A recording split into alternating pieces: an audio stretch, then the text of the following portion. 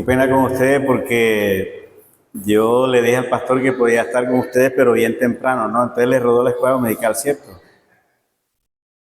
Porque tengo otro compromiso ahora en la mañana y apenas termine aquí tengo que salir rapidito para Sincelejo. Bueno, pero yo creo que madrugar es bueno por el calor, ¿cierto?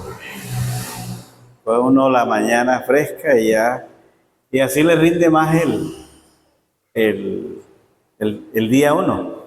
Viene temprano para la iglesia a las 8. Allá en Medellín, como el clima es diferente, un poco más fresco, yo tengo la escuela dominical a las 10:30. Entonces, pero yo creo que acá en la costa, yo he sido pastor acá en la costa, yo fui pastor aquí en Sincelejo 18 años. Y sé que acá a veces es mejor hacer la escuela dominical temprano, ¿no? Cuando no tenemos... Yo creo que cuando vuelva aquí ya tienen aire, ¿cierto? Entonces, es bueno porque la gente, inclusive hasta los inconversos, vienen a la iglesia a descansar del calor, con un aire, y eso los invita a entrar. Oiga, tienen aire otros lugares, no va a tener aire la iglesia, ¿cierto? Entonces, mi hermano, ¿cómo sabe que yo tomo tinto cuando hablo? El pastor le dijo, gracias, muy amable. Yo tengo 21 años de estar en Medellín. Me dicen algunos, ¿y usted por qué no habla paisa? Y digo, si el paisa no es un idioma, ¿cierto? Allá levanté a mis hijos y con mi esposa, que es de acá también, mi esposa es toludeña. Yo soy de por ahí de los resguardos de San Andrés, de Cacautal soy yo. Tuvimos 3 hijos, digo tuvimos porque nuestra hija mayor cuando tenía 21 años, ella falleció, estaba terminando su carrera de odontología. Tenemos 2 varones, pero ya eso pasó hace 13 años. Entonces, le damos gracias a Dios por todo, ¿no? Y de pronto el pastor Israel me dijo que compartiera algo acerca de la fe. El año pasado, en la conferencia que hubo para pastores en Medellín, yo fui invitado para hablar sobre cuando suceden estas cosas que son, digamos, son ilógicas para nosotros.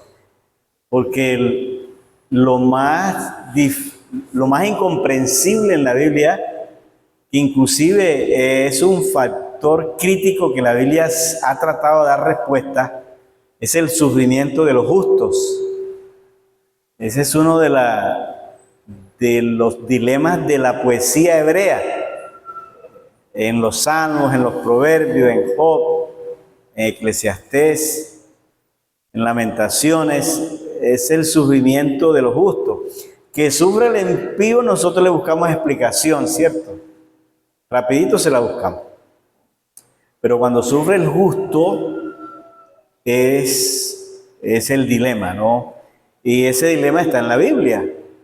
La Biblia todavía no lo ha resuelto tampoco. Y yo pienso que en Jesús lo podemos entender más, porque Él sí era el justo. Él sí es el justo verdadero, pero le tocó vivir un momento complicado. Yo quisiera hablar de una persona que también vivió un momento difícil y quería compartir con ustedes esta mañana algo de ella, ¿no? Está en el libro de Ruth. En el libro de Ruth. O si no me da el de que tenía el pastor, que suena bien. Ahí ¿sí sabe dónde queda Ruth, cierto? Ruth está después de los jueces. Jueces está después de Josué. Josué está después de Deuteronomio. Deuteronomio después de Número. Número después de Levítico. Levítico después de Éxodo. Y Éxodo después de Génesis. Y se viene de allá para acá. Génesis, Éxodo, Levítico, Número, Deuteronomio, Josué, y ahí encuentra jueces. Antes de Primera de Samuel encuentra jueces. Encuentra el libro de Ruth.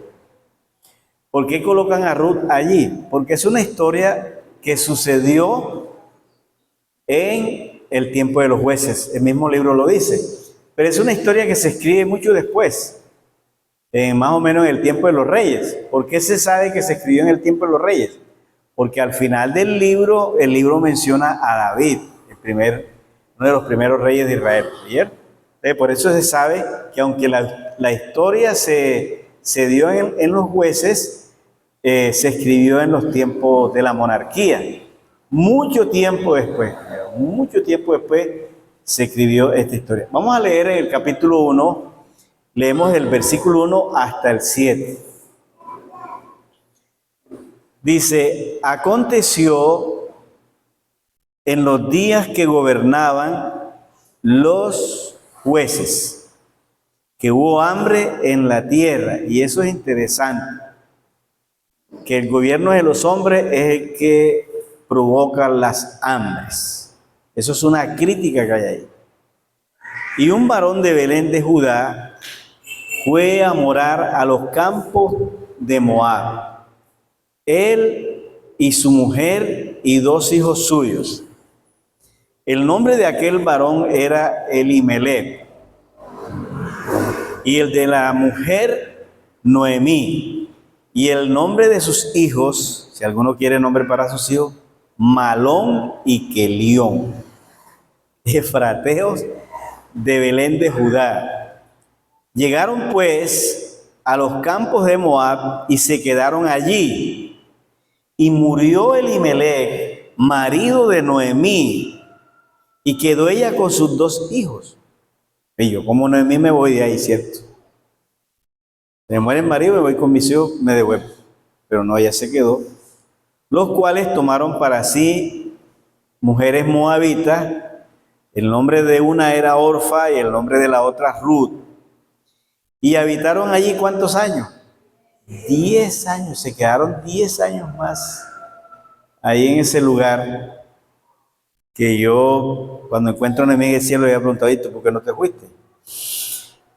Y duraron 10 años y murieron también los 2, Malón y Kelión, quedando así la mujer desamparada de sus 2 hijos y de su marido, o sea, quedó sola en un país extranjero y parece que no quedó en buenas condiciones. Entonces se levantó, dice, quedando desamparada de sus 2 hijos y de su marido. Entonces se levantó con sus nueras y regresó de los campos de Moab, porque oyó en el campo de Moab, oigan eso, Dios también habla en Moab, oye. No vaya a creer que Dios habla nada más en medio de su pueblo. También habla allá afuera.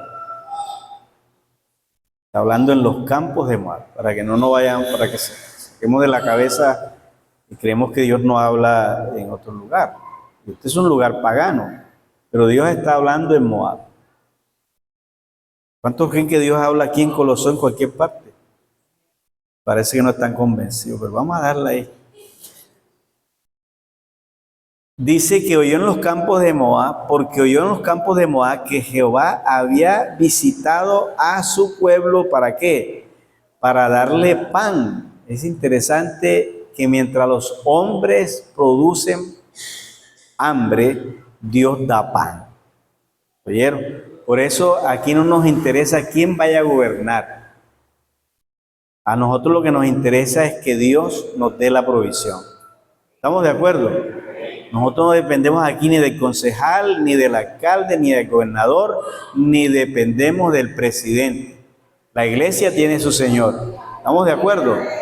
Pues no se dejen enredar de eso. Dios es el que da pan. Dios es el que da pan. No es el político. Yo voto y todo eso, pero yo confío en mi Dios. Y salió pues de aquel lugar donde había estado y con ella sus 2 nueras y comenzaron a caminar para volver a la tierra de Judá. Dejemos hasta ahí. Cuando usted lee este libro tiene 4 capítulos. Y es un libro interesante porque es como una novela, es todo novelesco. Empieza con una tragedia familiar y usted va a ver que el libro va a terminar con una familia celebrando. Es un poco novelesco, ¿no? 4 capítulos, un poquito más corta que Elí, y usted se la puede leer. O sea, Elí sí duró. Pero esto es una novela bastante corta y usted se la puede leer. Se va para la casa esta tarde y se la lee. Es interesantísima. Porque es un libro que además de que te entretiene, te enseña. ¿Entiendes? Te enseña. Algunos estudiosos consideran que el libro de Noemí es una de las literaturas mejor estructuradas de la narrativa del Antiguo Testamento. Tiene una estructura excepcional. Es una historia es la historia bíblica de más resiliencia en las Escrituras. Esta historia de Noemí, podemos decir que Noemí fue víctima de una mala decisión de su marido. Pero es una historia que mientras te entretiene, te enseña acerca de la fe, te enseña acerca de la integridad, de la solidaridad, acerca del respeto por los demás, el respeto por los extranjeros. Te da una serie de enseñanzas bastante interesantes.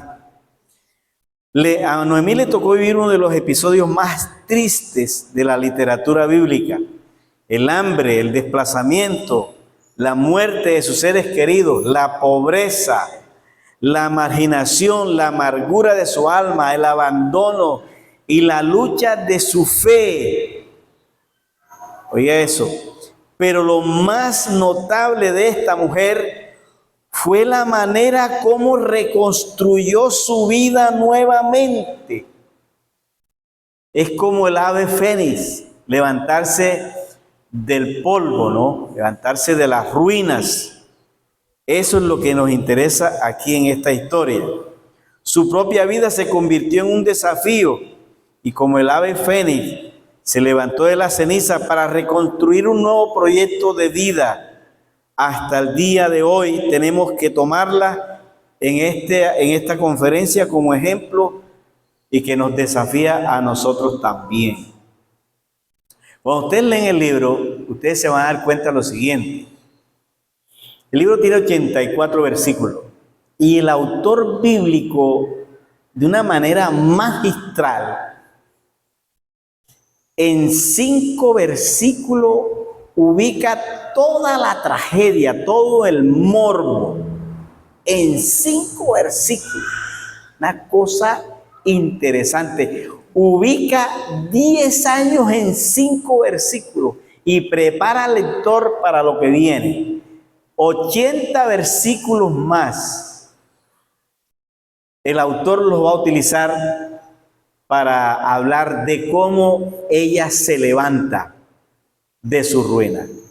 Y en 5 versículos habla de su tragedia.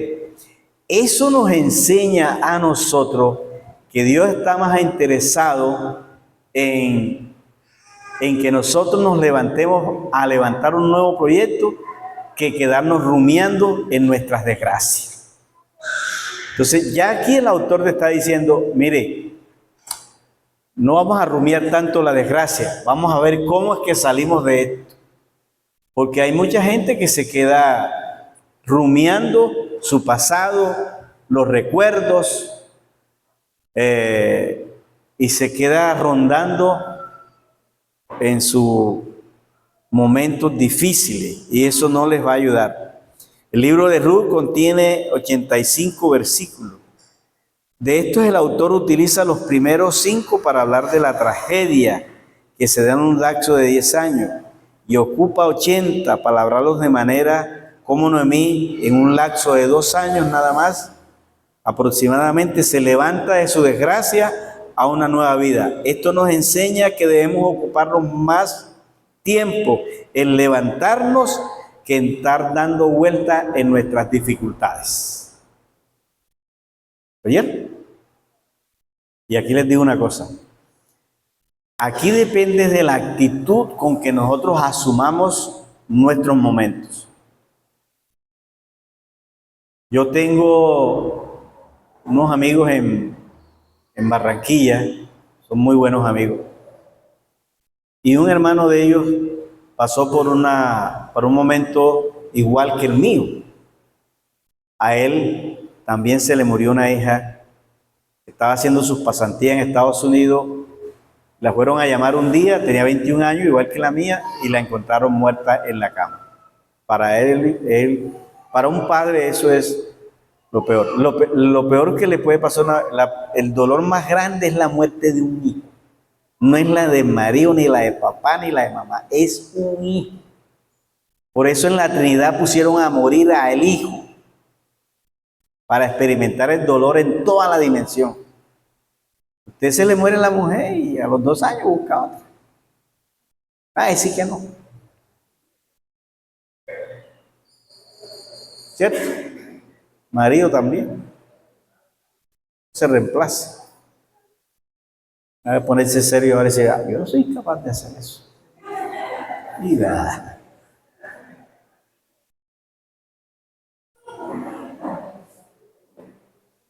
Se le mueren los papás, listo, duele y todo, pero un hijo. Eso es difícil. Los amigos de Medellín, de Barranquilla, me dijeron a mí, hombre, como tú viviste esa experiencia, nos gustaría que tú hables con nuestro hermano. Y me dieron su teléfono y yo le escribí por el WhatsApp. Y recuerdo que le escribí, y fíjese las maneras de asumir el dolor. Miren lo que yo le escribí y lo que él me contestó en ese momento. Y esto quiero, para que ustedes se den cuenta, es el mismo evento. A él se le murió su hija de 21 años, a mí se me murió mi hija de 21 años. Es el mismo evento. Pero aquí es cómo asumimos el evento. Yo le escribí esto, yo no lo conozco todavía, pero sus amigos me pidieron. Dice, yo le dije, se llama Abel, y dije, hola Abel, te habla el pastor Marcos Díaz, amigo de tu mamá y de tus hermanos. Oro por ti para que el Señor te ayude. Te invito a leer, te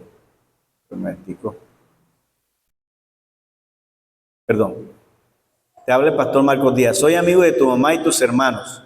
He orado por ti. Sé que los dolores son diferentes y también las circunstancias y las maneras de asumirlo. Pero a la postre también tienen algo en común. Es ahí donde me gustaría coincidir contigo, si me lo permites. Al rato él me escribió y me dijo, de verdad lo siento mucho, pero no hay derecho que Dios se lleve a nuestros hijos. Ha dolido, ¿no? Él resucitó al suyo porque el dolor era muy grande. Fuerte. Así que yo no tengo ni fe, ni esperanza, ni deseo de existir. De todos modos, gracias. Y buena tu intención, pero no quiero hablar más. El dolor. Él asume otra actitud. Él quiere estar con su dolor. Y así hay personas. Quieren vivir con su dolor. Quedo aquí y se quedan en su pasado. Nosotros decidimos caminar con el dolor. No ha sido fácil. Porque en estos días que estaba hablando con mi hijo, me enteré que él todavía está muy marcado por ese momento. Pues yo lo asumí más rápido, mi esposa también, el otro hijo mío también. pero a este vi que le ha dado muy fuerte. Y aquí el asunto es ese. ¿Nos vamos a quedar rumiándolo o vamos a tomar las decisiones que debemos tomar? El drama, yo quiero mirar algunas cositas del texto antes de hablarles de cuáles fueron los pasos que dio Noemí para levantarse. Observen lo siguiente. Aquí quiero mostrarles una cosita. Dice en versículo 1, aconteció que cuando, en los días que gobernaban los jueces, hubo hambre en la tierra. Oiga eso. El hambre no pregunta si usted es creyente. Oye, el hambre toca la puerta de todos, cristianos y no cristianos, porque estamos en un contexto. Ustedes están en un contexto aquí, y cualquier cosa que vive el pueblo lo viven ustedes. La diferencia es que el Señor está con ustedes. Entonces, llegó el hambre, y aquí llegó el hambre a Judea, a Belén de Judá.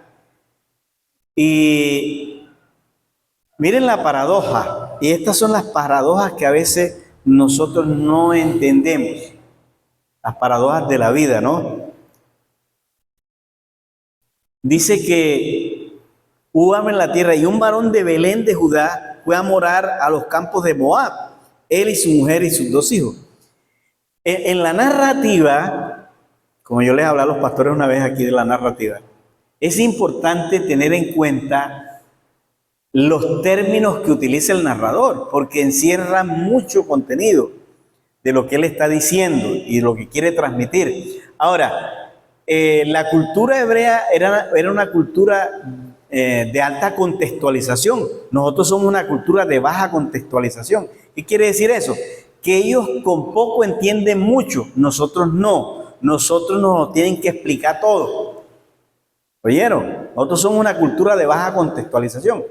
Entonces, cuando uno está leyendo los textos bíblicos, uno tiene que tener en cuenta eso, que ellos son una cultura de alta contextualización. Ellos con poco entienden mucho, con palabras, con gestos. Nosotros no. Ahora, cuando dice que hubo hambre y que un varón de Belén, la palabra Belén está compuesta de dos términos hebreos, que es Bet y Helen, o Lejen, perdón. Bet y Lejen. Bet es casa y Lejen en hebreo es pan. Lejen, así se dice en hebreo, pan. Y Bet es casa. Belén, Betlehem. Pero como hay que acomodarlo al buen español, se coloca Belén. Pero es Betlehem. Y eso quiere decir casa del pan. ¿Y qué estaba pasando en la casa del pan? ¿Había qué? O sea, en la casa del pan no había qué? Pan. ¿A quién les recuerda eso a ustedes? Cuando está en el desierto y el diablo se le acerca y le dice, si eres hijo de Dios, convierte estas piedras en qué. ¿Y quién era ese que estaba allí? El pan de vida. El diablo diciéndole al pan, convierte estas piedras en pan. ¿Cierto que la Biblia dice que Cristo es el pan de vida? Pero el pan sin pan. Y esas son las paradojas que tenemos en la vida, ¿cierto? Entonces, esta gente viene huyendo del hambre de la casa del pan. Y eso es impresionante. Y eso a veces uno no lo entiende. Dios mío, pero ¿por qué pasa esto? Las cosas ilógicas de las pruebas, que como nos enseñaron ahora en la convención, hay que combatirlas con la lógica de la fe. Y él utilizó un término griego que es logikomai. Yo a un pastor que estaba mío le estaba diciendo, los verbos terminados en mai, en griego, que es lógico, que es de la lógica, pero es logikomai. Él dijo que el verbo era logikomai. yo le decía al pastor que estaba al lado mío que los verbos en griego terminados en mai son verbos que no tienen tiempo. Los puedes traducir en pasado, en presente y en futuro. Es interesante. Interesante, ¿no? Que no tienen tiempo. La lógica de la fe para combatir para convertir los incomprensibles de la prueba, porque todas las pruebas son incomprensibles. Tú las pruebas nunca las vas a entender. Pero para eso el Señor te ha dado algo, la fe, para que te aferres a lo que no entiendes. Cuando se murió mi hija, yo no entendí. No entendí. Yo preguntaba, el texto dice, para los que aman a Dios todas las cosas le ayudan a mí. Yo decía, ¿esto en qué me ayuda a mí? ¿Me entiende? Y yo tengo derecho también a hacer mis reclamos, porque estoy en medio de mi dificultad. Entonces, esas son las lógicas. Y mire, aquí viene lo peor. Él se llama ¿cómo?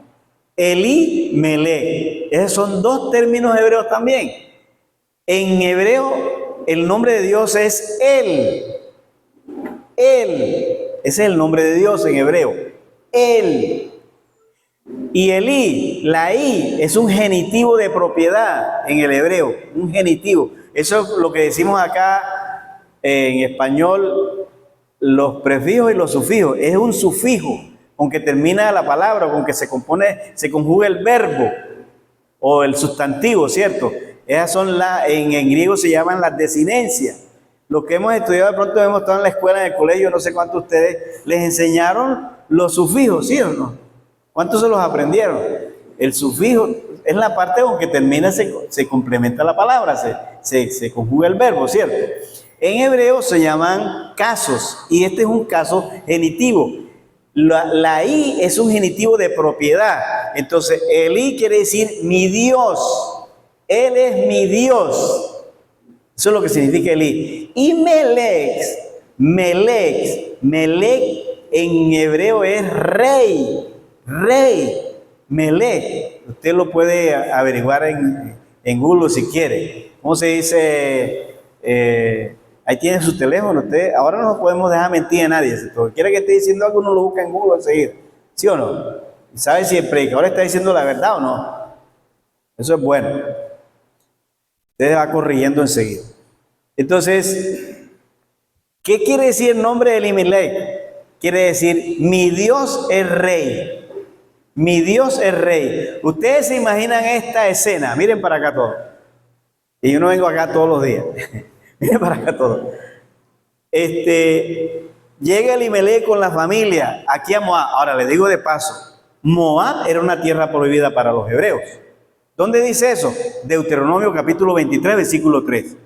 Dice, no entrará en la congregación de Israel los moabitas, porque ellos habían sido groseros con ellos en el desierto. Dice, no entrará moabita en la congregación de Israel. Estaba prohibido. ¿Y a dónde fue a tener Elimelech? A los moabitas. Imagínense esta escena. Él llega allá y los moabitas están allá y dice, ¿y tú cómo te llamas? Elimelech. ¿Y qué quiere decir eso? Mi Dios es rey. Mire cómo sufre la teología cuando hay pruebas. Y le preguntan, ¿y qué viniste a buscar aquí? Pan. ¿Y de dónde viene? De Belén. ¿Y qué significa Belén? La casa del pan. Ah, caramba. ¿Cómo pusiste a tu hijo? No, yo lo puse así porque significa eso. Pero cuando llega la prueba, ahí no vale el nombre. ¿Cierto? Cuando llega el momento difícil, la teología se trata de desbaratar. Hoy en día hay muchos hermanos colocando nombres, no, porque significa esto. Había un muchacho por ahí que dijeron, mire, cuando le vayan a colocar nombre a esos muchachos, siquiera enséñenle los 10 mandamientos. Ahí me atracó Moisés y Abraham.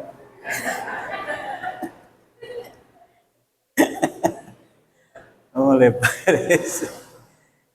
Entonces, una de las cosas que sufre es la teología.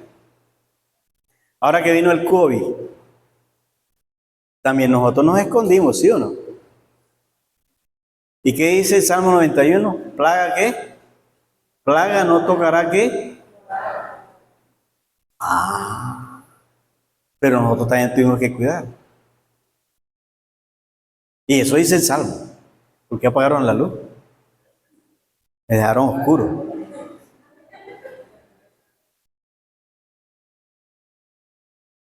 Pues sí, mi hermano. Vamos bien hasta ahí, ¿no? ¿Cierto? Bueno, se los voy a ilustrar mejor. Ustedes se acuerdan que Juan el Bautista, en el libro de Juan dice, yo sé que Él es, eso lo dice en el libro de Juan, porque el que me envió a predicar me dijo, sobre quien veas descender el Espíritu, ese es. Y yo vi que ese es Él, hablando de Jesús. ¡Wow! Una confesión fantástica. Pero días después que está en la cárcel, que ni Jesús lo va a visitar, porque Jesús no lo va a visitar a la cárcel. Juan le mandó unos discípulos de él a Jesús. ¿Y qué le mandó a preguntar? ¿Qué le mandó a preguntar a Jesús? Pregúntele si es Él o esperamos a otro. El mismo que estaba diciendo, yo sé que Él es, porque el Espíritu me dijo que Él era. Es que una cosa es confesarlo ahora aquí, y otra cosa es confesarlo en medio de la crisis.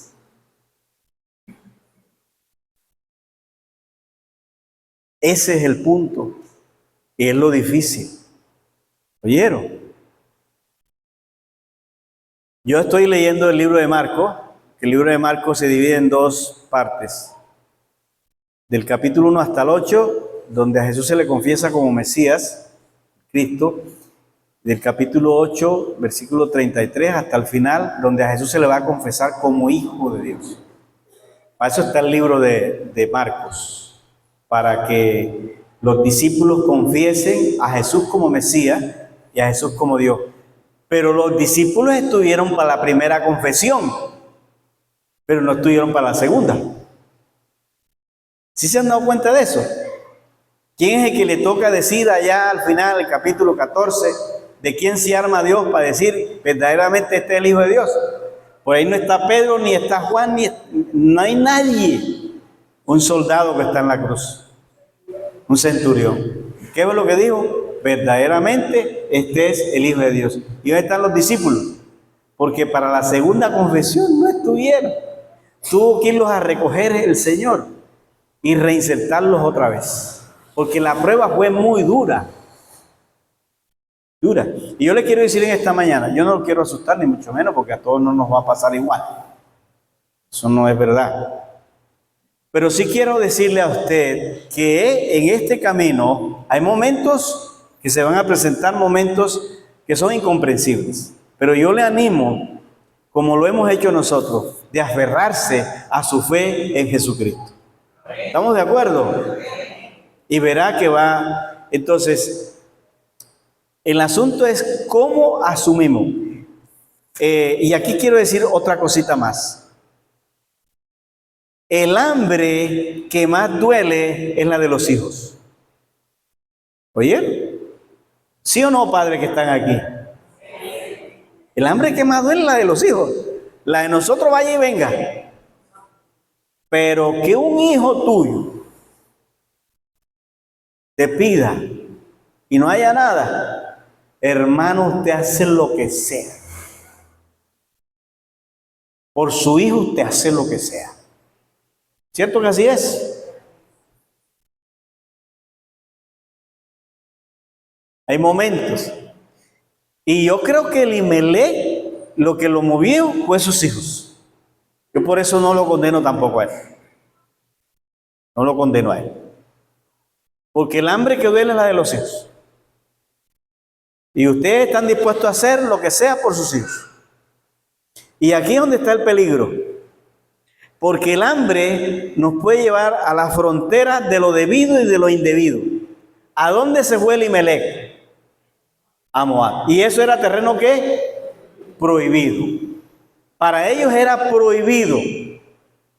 Pero Elimelech en su crisis traspasó la frontera de lo indebido. Y ahí es donde hay que tener cuidado de no traspasar la frontera de lo que ya nosotros, de lo cual hemos renunciado, y volverlo a hacer otra vez. Y lo peor, se quedó a vivir. En otras palabras, lo que era anormal se fue convirtiendo en normal. Y ahí sí es peligroso. Que usted ahora, la crisis lo vaya a llevar a un momento en que lo anormal se le vuelva otra vez normal. Mentir se le vuelva normal. Robar o hacer negocios raros se le vuelva normal, porque usted quiere salir de la crisis. Pero aquí les recuerdo las palabras del Señor Jesucristo: no solo de pan vive el hombre, sino de toda palabra que sale de la boca de Dios. Y yo le digo en esta mañana a usted, si usted ha apostado por el Señor, no se preocupe, Dios va a salir a dar la cara por usted. Yo sé que hay momentos complicados, yo los he vivido. Aquí, como nos han enseñado algunos predicadores, que es soplar y hacer botella. No cree y te viene la bendición. Así no es. La fe se construye entre el llanto y la risa.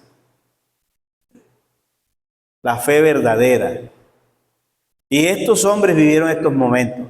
Y aquí está Noemí, que está siendo víctima de las decisiones de su marido. Porque Noemí es una víctima. Y de paso les digo aquí, quienes más sufren en los hogares son las mujeres, las madres. Porque sufren los asuntos de los hijos, sufren los asuntos de sus esposos. Y sufren las circunstancias de las situaciones. ¿Oyeron? Así como María también estaba al pie de la cruz, cuando estaba él en la cruz, pero por ahí no estaba el Padre. Él lo llamó: Padre, Padre, ¿por qué me has abandonado? Ese es el típico cuadro de nosotros los latinos. Madre presente, Padre ausente. ¿Cierto? El típico cuadro nuestro. Ahí estaba María al pie de la cruz, acompañándolo. Su padre ausente. Bueno, ustedes me entienden la metáfora, ¿no? Quiero entonces, ahora la palabra Noemí significa dulzura. Pero si ustedes van al versículo 14, van a encontrar que Noemí ya no está tan dulce, sino que está amargada. Claro, ¿y quién no se va a amargar con semejante cuadro? ¿Sí o no? Ella se llama dulzura. Y en el versículo 22, ¿qué es lo que dice ella? No me llamen más que Noemí, sino llámenme ¿qué? Mara, que significa ¿qué? Amargura. O sea, Noemí se había amargado. ¿Y quién no se amarga? ¿Sí o no? Pero después Noemí sale de ese estado de amargura. Porque tampoco se puede quedar ahí en la amargura. Porque no hay nada más terrible que quedarse en la amargura.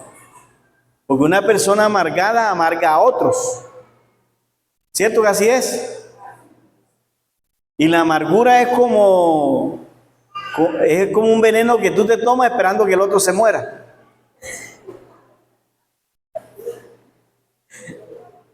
Yo siempre he colocado la amargura con ese veneno que venden en Medellín, que es el Guayaquil.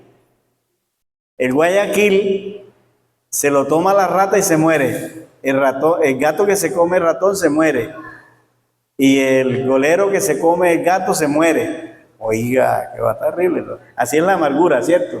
Se va amargando a todo el que coja por delante. En la casa una persona amargada y una mujer amargada, no hay maquillaje que le valga. porque siempre va a estar con una maracuyá vieja, ¿no? Entonces, lo mejor es salirse de allí, porque la amargura, uno después de la amargura cae en el cinismo. ¿Qué es el cinismo? Cuando usted dice que todos los hombres son lo mismo, ya eso es cinismo. O es que todos los evangélicos son lo mismo, ahí todos somos todos hipócritas, eso es cinismo. Yo no sé qué te harían por allá, o todos los pastores son sinvergüenza, eso es cinismo. ¿Sabe quién te haría? ¿Quién te resintió? Todos no somos iguales. Entonces, cuando ya usted cae en ese espacio, usted es un cínico, porque la amargura lo lleva allá. Bueno, eso es un repasito ahí. Hay tres verbos aquí que me ayudan mucho, me ha ayudado mucho a mí también, de cómo Noemí se levanta de aquí. Se levanta de aquí. Y mírenlo, en versículo 6 está el primero. Entonces se levantó con sus nueras y regresó de los campos de Moab, porque oyó. Ay, cómo me gusta ese verbo ahí. Porque oyó que Jehová estaba dando pan otra vez. Oyó. Repita conmigo, oyó. Eso. Noemí estaba en Moab, inmersa en una situación difícil. Sin marido, sin hijo, con las manos vacías, con dos nueras que no eran bienvenidas a Israel. Eran moabitas. Estaba encartada con esas nueras.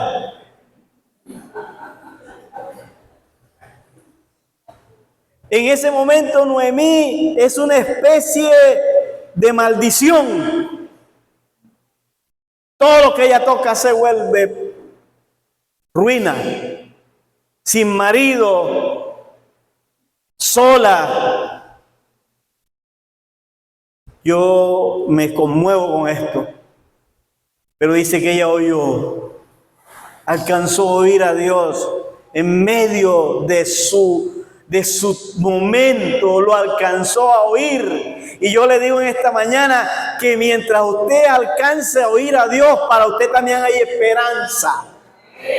No importa cuál sea la situación en que esté sumergido, no deje de escuchar a Dios. Venga a la iglesia, no deje de venir, porque aquí le puede hablar Dios. ¿Cuántos lo creen? No se aleje. Ella oyó.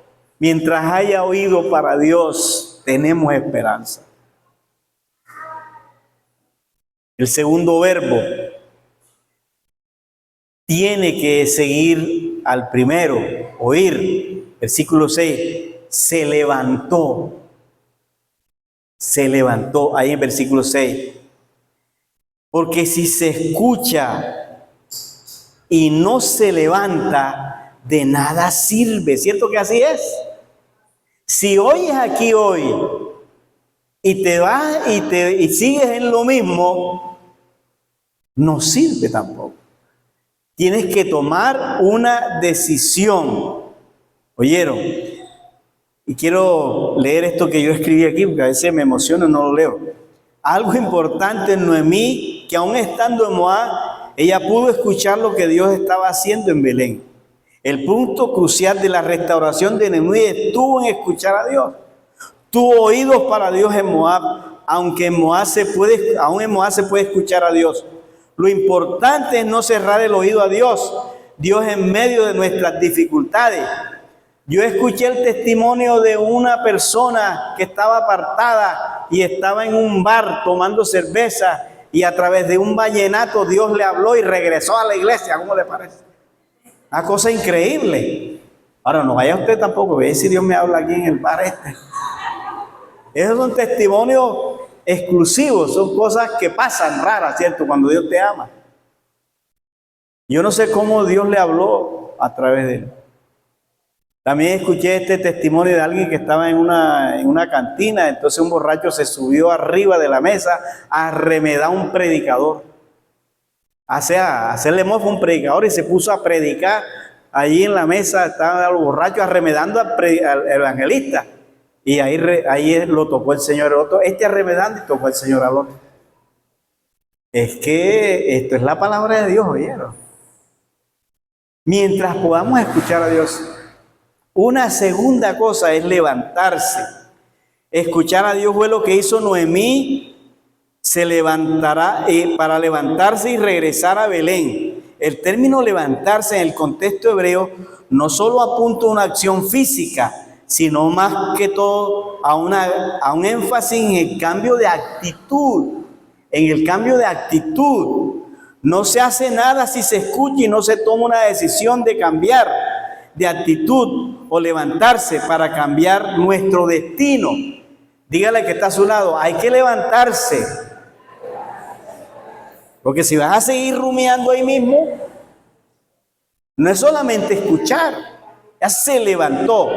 Y mire lo que dice el versículo 7.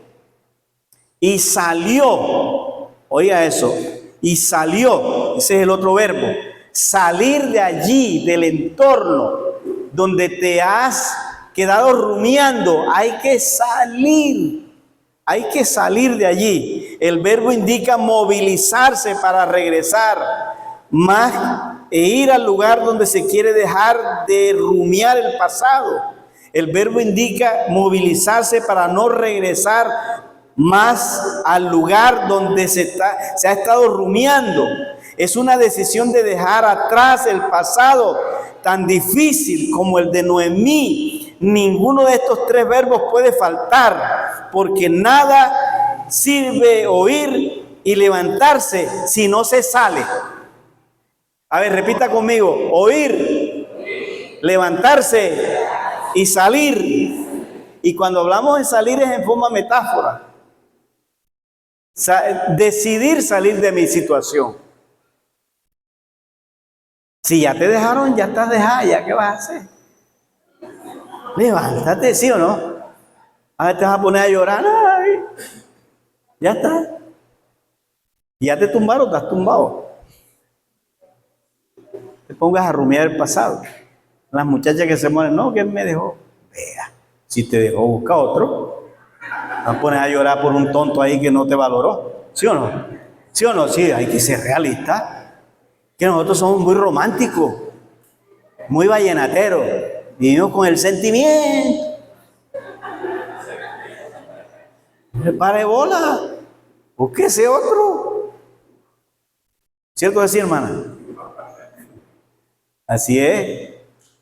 Miren, ya voy a terminar con esto, que me tengo que ir. En otra ocasión vengo con más tiempo, ¿no?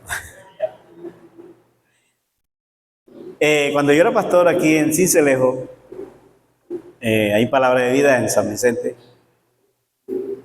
una joven que asistía allá me dijo: pastor, yo no le había querido decir a usted, pero mi mamá tiene ya casi un año que no va a la iglesia.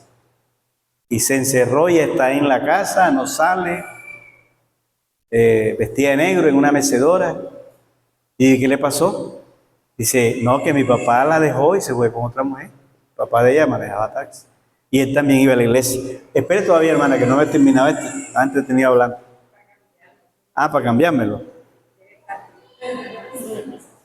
Pregúntale a mi esposa cómo es que me gusta. Frío. Pero que me lo traigan caliente y yo lo dejo enfriar.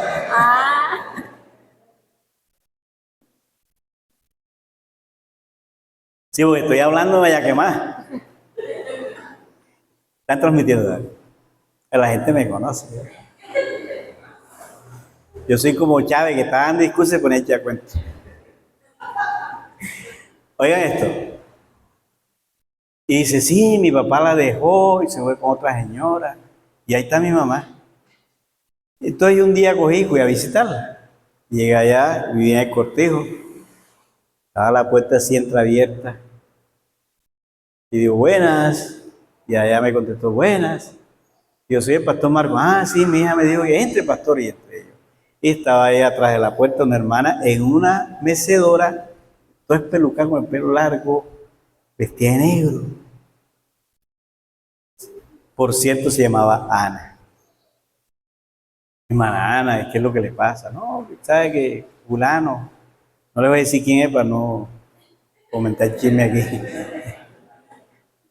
Entonces, mi pan, que no sé qué, y empezó ella a hacer su catarse ahí. Yo le dejé que hablar. Al final, yo le dije, hermana Ana, ¿usted quiere que yo le ayude? Y dijo, ay, pastor, sí, claro que sí. Y digo, bueno, yo le ayudo, pero si usted hace lo que yo le diga. Me dijo, está bien, va a hacer 3 cosas de una vez. Digo, la primera cosa es que va y se baña.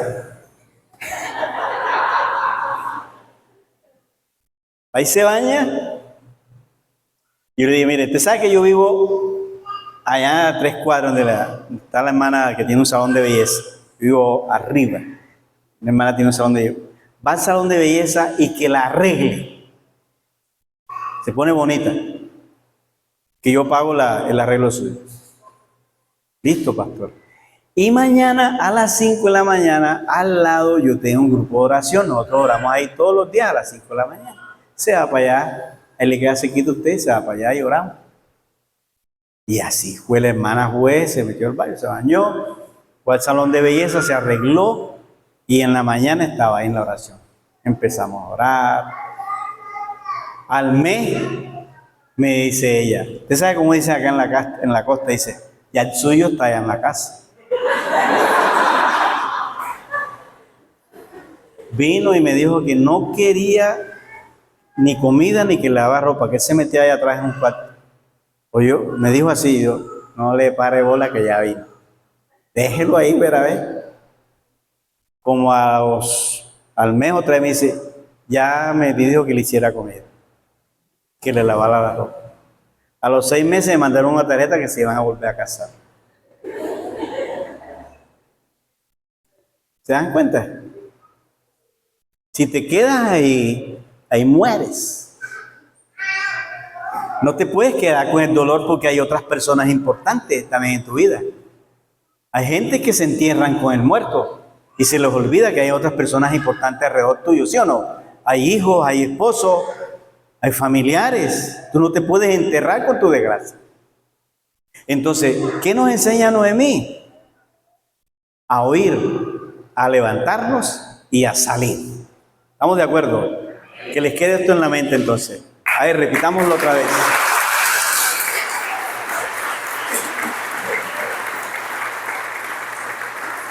A ver, repitan conmigo. Oír, levantarse y salir.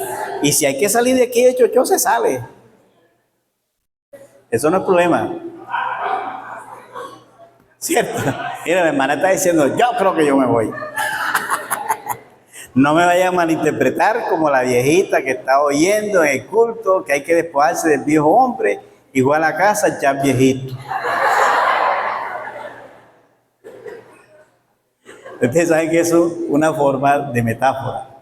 Salir es decidir salirnos del entorno en que estamos. Yo quiero orar por ustedes. Pónganse de pie, por favor.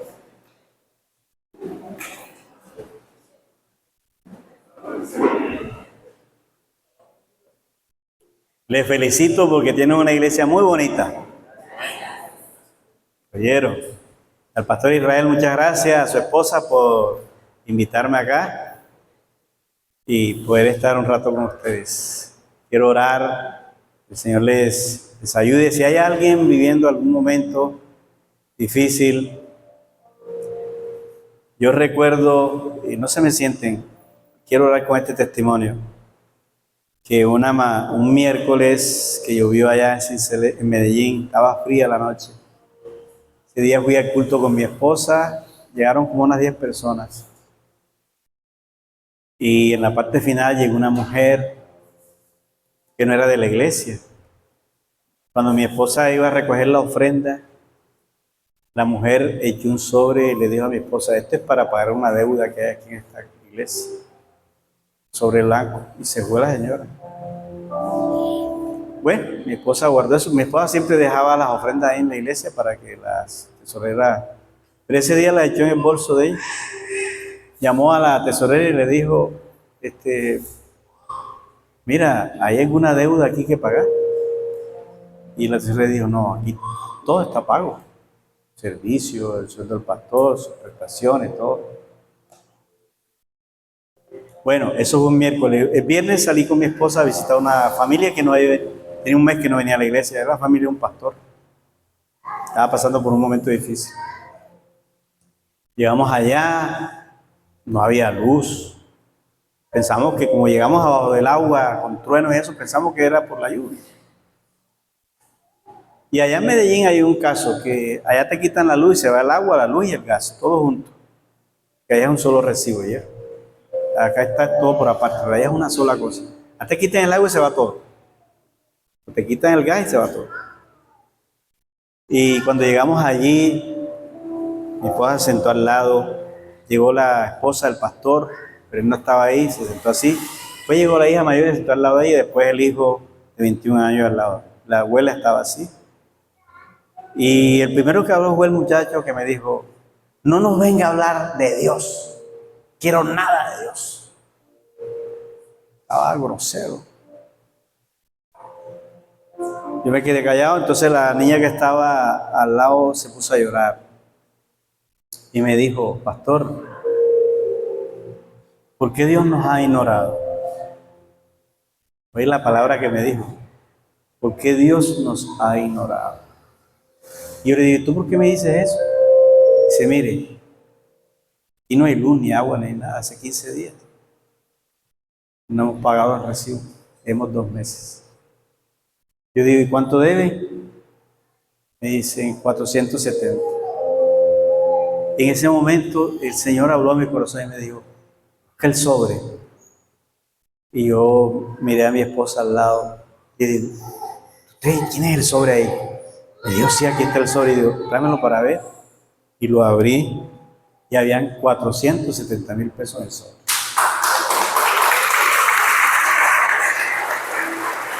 Ahora, escúcheme lo que le voy a decir, que esto es lo más impactante. En ese momento el Señor me habló y me dijo, dile que yo no ignoro a nadie. Yo no ignoro a nadie. Y le quiero decir a usted en esta mañana, Dios tampoco lo ignora a usted. Así usted no tenga una buena relación con Él, no se preocupe. Él lo estima y lo ama a usted, aunque usted crea que no tiene una buena relación con Él. No se preocupe, Dios no lo va a ignorar nunca. Él siempre nos atrae con su cariño. Él no te está pidiendo nada. Él te estima y te ama. Dice, mas Dios muestra su amor para con nosotros, en que siendo aún pecadores, y aún siendo enemigos, fuimos reconciliados con Él. Dice, ahora cuánto más que han sido reconciliados.